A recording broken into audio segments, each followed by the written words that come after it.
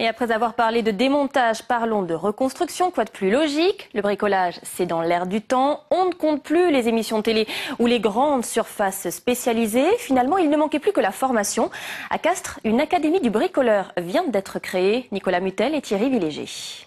Que ce soit béton, que ce soit contreplaqué ou que ce soit aglo, il faut toujours dégraisser. C'est-à-dire un coup de papier vert et même à la rigueur un coup d'acétone.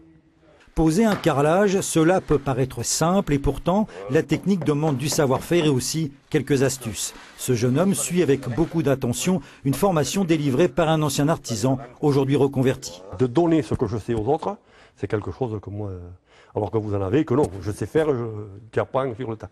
Non, moi c'est bon, moi apprendre les autres à travailler, moi c'est quelque chose qui me plaît.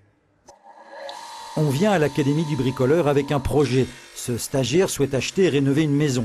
Il a déjà suivi quelques formations en charpente, en soudure et en peinture. Aujourd'hui, il vient se familiariser à la technique du carrelage. Sur Internet, c'est marqué, dans le livre, c'est marqué, mais c'est-à-dire qu'il n'y a pas on n'a pas les petites astuces, les petites notions qui nous seraient vraiment utiles pour le faire soi-même. Et puis, on n'est jamais sûr que ça fonctionnera à la maison, voilà. Dans cette académie, on forme à pratiquement tous les corps de métier. Les modules sont volontairement courts, 3 heures, le temps d'être initié à une technique. Le concept de l'Académie du bricoleur, c'est simplement de ramener le monde de l'artisanat vers le particulier en apprenant les méthodes cas par cas et les gestes cas par cas qu'un artisan peut avoir, lui, appris dans le temps. Les prix sont abordables, le module de 3 heures coûte 70 €.